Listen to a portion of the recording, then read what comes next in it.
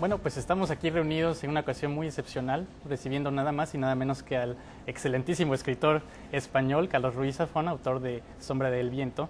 Y lo recibimos muy especialmente porque se hace el lanzamiento por primera vez en inglés en Estados Unidos de Juego del Ángel. Carlos, bienvenido, ¿cómo estás? Muchas gracias, muy bien, un placer estar aquí. Qué bueno, ¿cómo te sientes de este lanzamiento? Pues contento porque finalmente la novela apareció por primera vez en español, ahora era poco más de un año, y entonces bueno, se ha ido publicando en diferentes países del mundo y finalmente llega el lanzamiento en inglés y el lanzamiento aquí en los Estados Unidos y bueno, contento de que así sea y esperando que los lectores de los Estados Unidos disfruten con el Juego del Ángel. Pues de primera mano te puedo decir que tienes muchos fans siguiendo esto de cerca, porque sin duda hay muchos que han gustado de Sombra del Viento, obviamente en español y pues también en inglés, y están todos ansiosos justamente de la versión en idioma inglés. Justo esto te quería preguntar, ¿tú temes en algún momento que la traducción pierda su sentido un poco o sientes que es real el contenido del mismo del libro? Bueno, yo estoy muy involucrado en la traducción al inglés y de hecho trabajo muy de cerca con Lucía Graves, que tradujo también la Sombra del Viento y que ha traducido Brillante traducción, El Juego por del cierto, Ángel. Y entonces ella es una mujer de mucho talento, ella es una novelista más que una traductora, raramente traduce, ha traducido la obra de su padre, Robert Graves, el poeta inglés, y ella creció en Mallorca, en España, y es completamente bilingüe. Ella es británica, vive en Londres, pero es una persona particularmente bilingüe. Y de hecho venimos trabajando con ella desde hace tiempo y ya con La Sombra del Viento encontramos una manera de trabajar en la cual ella haría una primera versión y yo empezaba a trabajar sobre su versión, hacía cambios, reescribía cosas, ella lo veía, lo retomaba, íbamos dándole vueltas y de algún modo creábamos una especie de loop en el cual poco a poco íbamos dando forma hasta que la sensación, para mí lo importante es tener la sensación de que el lector que lea la obra en inglés no tenga la impresión de que la obra viene de otro lenguaje, sino que está leyendo una obra que podía estar escrita en inglés originalmente. Y entonces el objetivo es siempre intentar pulir y conseguir la mejor traducción posible para que no haya prácticamente diferencia alguna entre la versión original española y la traducción al inglés. Y yo creo que con el esfuerzo y con el talento de Lucía y dándole vueltas y trabajando un poco por todos los lados, lo hemos conseguido. Y en verdad que es un buen trabajo porque yo he tenido oportunidad de leer ambas versiones y me he dado cuenta, al menos en la versión en español, que hay pues obviamente la realidad de Barcelona, muy de España, ¿no? Y se interpreta muy bien en ambos idiomas, pero esta cuestión que reflejas tú de la ciudad de Barcelona, ¿es algo que creas que permea bien en todas las culturas en general? Yo creo que sí, yo creo que una de las cosas que el éxito de La Sombra del Viento me demostraron, al menos un poco viajando por el mundo y hablando con lectores de todos los países, de todas las culturas, es que estas son historias universales, que el hecho de que estén ambientadas en Barcelona no necesariamente las hace más difíciles o menos fáciles de disfrutar para un lector de Copenhague o de Ohio o de Ciudad de México o de Australia. Yo creo que básicamente esas son historias que interesan a lectores, a las personas a las que les gusta leer, que les gustan los libros, sea cuales sean sus gustos literarios y sus aficiones. Y un poco esas personas son las mismas en todos los países. Y yo he descubierto que viajando a través del mundo uno encuentra lectores y los lectores, las personas que aman los libros, que están interesadas por el lenguaje, por el estilo, son las mismas, aunque aparentemente hablen idiomas diferentes o tengan aspectos diferentes o su pasaporte diga que son de un lugar de otro. Yo creo que todos tienen el mismo pasaporte, que es un libro, y que es esta nación global de los lectores y las personas que aman la literatura.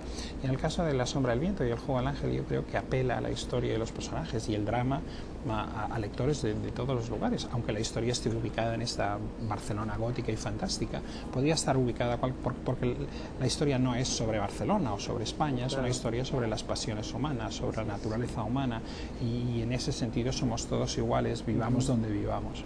Claro. Y esto que mencionas tú de las pasiones humanas, una de las cuestiones que a mí me interesaba preguntarte es, ¿cómo defines un poquito más tu obra en Sombra del Viento y Juego del Ángel en cuestión de este contenido que hay paranormal a veces, erótico en otras ocasiones, incluso hay historias de amor dentro de los libros? ¿Cómo la defines tú en ese aspecto? Bueno, una cosa que intento hacer es jugar con muchos géneros diferentes. Una cosa que me parecía interesante, tanto con La Sombra del Viento como con El Juego del Ángel, es intentar combinar, crear una novela que a su vez contenga todos los géneros posibles, que sea una historia de amor, que sea una historia de misterio policial, que sea una historia de intriga, que sea una comedia, que sea una historia a veces fantasmal, ¿no? Gótica, fantasmagórica.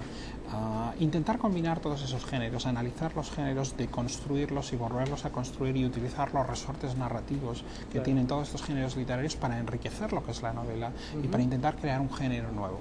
Eso es una cosa que sucedía en La sombra del viento, y en el caso del Juego del Ángel hace más énfasis en algunos elementos, en los elementos de literatura gótica, misteriosa, precisamente porque un poco esto está en la raíz de lo que es el relato, en la premisa. La novela de algún modo está armada en torno a un cuento fáustico, a una fábula fáustica. Entonces se presta un poco a utilizar los resortes y a jugar con ellos. Yo creo que una de las cosas que el libro intenta hacer es jugar con el lector. No sé si este Juego del Ángel es un juego también con el lector, y jugar un poco con muchas referencias literarias, con un poco con lo que es la forma del contenido, con la estructura, y utilizar un poco las expectativas que tenemos a veces sobre géneros o sobre determinadas cosas, intentar darle a todo un poco la vuelta para atraer algo nuevo. Y en el caso del Juego del Ángel, sí que los lectores que estén familiarizados con la literatura fantástica, que utiliza elementos de lo paranormal, la literatura de horror, de misterio, verán que hay muchos de estos resortes que están incorporados y que están de algún modo, ¿no? Les ha dado la vuelta para intentar traer algo nuevo. Uno de los comunes denominadores en ambos libros es el famoso cementerio de los libros olvidados. Háblame un poquito más de ese cementerio. A mí me encantaría conocerlo, si es que existe en realidad, ¿no? Muchos lectores a veces confían en que existe. Yo recuerdo una vez hace años estaba en Australia y una lectora me trae un mapa de Barcelona y dice: por favor, señálame usted aquí dónde está el cementerio de los libros olvidados, porque dentro de 2 meses voy a visitar la ciudad y quiero visitar el lugar. Y, mire, señora, yo lo siento mucho, pero este lugar no existe más que en la imaginación, no en la mía y en la suya. Y ella dijo: oh, qué pena, yo quiero que este lugar exista. Y muchos lectores dicen: yo quiero que este lugar exista. Y efectivamente, el cementerio de los libros olvidados es un poco el punto de partida de tanto La sombra del viento como del Juego del Ángel, y de otras 2 novelas que vendrán más adelante, que comparten el mismo universo, esta Barcelona gótica, el mundo de los libros, etcétera. Y es una idea que me vino hace años, una especie de metáfora visual. Yo recuerdo que estaba pensando en este lugar, lo estaba visualizando, estaba paseando, ¿no?, por estos túneles y pensando, bueno, ¿qué significa este lugar para mí? ¿Qué hay? Entonces descubrí que para mí esto era una metáfora no ya solo de libros olvidados o de ideas olvidadas, sino de la memoria, de las personas olvidadas, un poco una metáfora sobre la destrucción de la memoria. Y dándole vueltas a esto pensé, digo, hay una historia o más historias detrás de este lugar, hay algo aquí que me interesa explorar, y un poco a partir de este punto empecé a diseñar un poco lo que era la estructura de los personajes de La sombra del viento, y un poco fueron apareciendo las diferentes historias y las tramas que iban a hacer estos libros, tanto La sombra del viento, El Juego del Ángel y los 2 libros que están por venir. Magnífico. Y justamente acerca de ese hecho tan excepcional de este cementerio, algo también que se me ocurre al leer los libros es que no podía dejarle de leerlos. Es una historia realmente cautivante, y siento que esta es la misma sensación para todos los lectores. Pero hay algo que tú mencionas, me parece, en los 2 libros, que dice que no es justamente el lector que adopta un libro, sino es el libro el que adopta al lector, ¿no? Y yo siento que eso es muy, muy cierto, ¿no? ¿Tú cómo opinas al respecto? Bueno, yo creo que hay algo muy interesante en la relación que se establece entre una obra literaria y un lector. Yo creo que es esa especie de momento íntimo que se produce, ¿no?, cuando realmente, de algún modo, el lector entra en la obra, pero la obra entra en el lector y de algún modo se apodera un poco de nuestro cerebro y de nuestro corazón, no es un inquilino que entra a través de nuestros sentidos y entra a vivir en nuestra mente. Y yo creo que esa conexión, que es el gran milagro de la literatura, ¿no?, ese momento en que el lector y la obra se encuentran, es muy importante. Y yo creo que una de las cosas que yo intento hacer como autor es trabajar lo más duro que puedo para intentar aplicar todo lo que conozco, todas las técnicas que conozco, todo aquello para intentar que esa experiencia del lector sea lo más intensa posible. De algún modo, una de las cosas que intento hacer es que el libro desaparezca de las manos del lector, que nos olvidemos que estamos sosteniendo un pedazo de papel con manchitas de tinta en el papel, y que de algún modo entremos en ese mundo y que ese mundo entre y forme parte de nosotros. Y eso es una de las cosas que La sombra del viento intenta hacer, y que desde luego el Juego del Ángel intenta hacer, si cabe, con más intensidad. Magnífico. Voy a leer 4 nombres. 2 son personajes de Sombra del Viento y los otros 2 son justamente de Juego del Ángel. Y te voy a preguntar con cuál de ellos te identificas más y por qué. Los primeros 2 son Daniel Semper, Julián Carax, y los otros 2 son David Martín y Andreas Corelli. Bueno, yo creo que una cosa que sucede a veces para los escritores es que todos los personajes que creamos son una pequeña o gran parte de nosotros mismos. Tomamos algo nuestro y se lo damos a los personajes para que evolucionen. En el caso de los personajes que tú mencionas, yo creo que Daniel Sempere es una parte de mí, es una parte quizás más una parte quizás más inocente. Yo a veces quisiera parecerme más a Daniel Sempere, yo creo, pero el personaje con el que yo más identifico y creo que se parece más a mí es Julián Carax de la Sombra del Viento, que a veces casi, pues sabes, casi una caricatura de mí mismo, no caricatura gótica, ¿no? Porque es un personaje revelación para todo el público. Sí, ¿no? Yo creo que ese es el personaje que más se parece a mí. Y en el caso del Juego del Ángel, yo creo que David Martín es un personaje que tiene muchas cosas de mí, pero luego tiene muchas cosas que no. Yo creo que a veces todos nosotros tenemos diferentes versiones de quiénes hubiéramos podido llegar a ser en parte a veces por nuestras circunstancias y en parte a veces por nuestras acciones. Claro. Y yo creo que una cosa que siempre me interesa explorar es esta posibilidad de, ¿no? ¿Por qué nos convertimos en las personas que somos? No solo por las circunstancias, el lugar donde nacemos, las circunstancias vitales, sino a veces por nuestras propias acciones, por aquello que depende de nosotros. Claro. Y entonces a veces pensaba que David Martín es una persona que podría estar mucho más próxima a mí. Yo me podía haber convertido en alguien mucho más próximo a David Martín en diferentes circunstancias, o si mis acciones y mis elecciones hubieran sido otras. Pero es un personaje que, aunque tiene elementos de mí, no soy yo. Claro. En el caso de Andreas Corelli es un personaje siniestro y diabólico.